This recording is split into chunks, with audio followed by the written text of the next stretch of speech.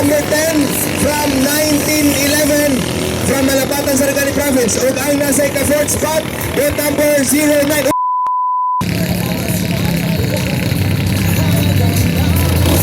Wala pa. Wala pa.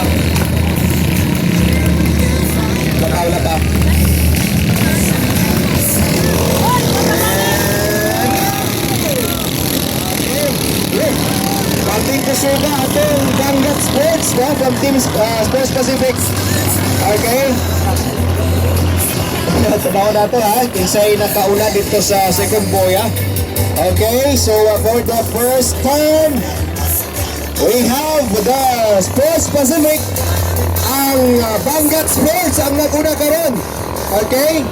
Boat number 04. Okay. So ang nasa ika-duwang spot ang Team Sports Pacific Japan, ang Pacific Orange. Okay, ang boat number 03. Okay, so ang nasa ika-third spot, hala, nakakuha ka rin sa second spot ang Ismailin. Pero gipiyaan man ang Ismailin. Niining Pacific Orange, ating kusuga dahil ito nakabumbo dyan. Sa nahutay kayo bumbulim, no? Tanawa ra o. Murag. Itayhop, no? Yan, tulin kayo. Tulin kayo. Okay, for the first lap, approaching sa boya. Number 1, we have the Team Sports Pacific. Partikular ang Vanguard Sports. Boat number 04. Layo-layo yung distansya niya. Ang rider from Cebu City. Yeah! And we have still from Sports Pacific, the Pacific Orange, boat number 03.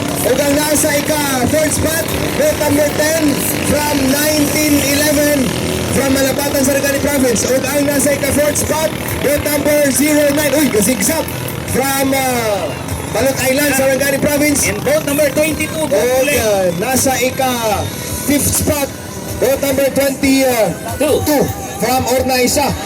Team Ornaisa tatamag kalat mao ni siya ang medyo na bad start kay ganiha. Okay? So approaching na karon alang sa final turn. Boya number 4 andam mga timer for the final turn gikan sa boya number 4. We have from Team Sports Pacific ang Pacific Blue Orange boat number 04. The rider from Cebu City, we have Mr. Adrian Mapia. And for the second spot, we have still Sports Pacific Orange, boat number 03. O, pagkakanay alas sa third spot.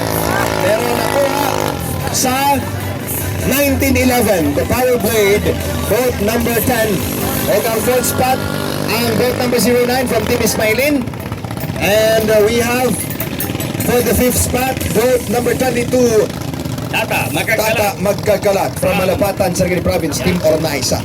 Oy, napilin.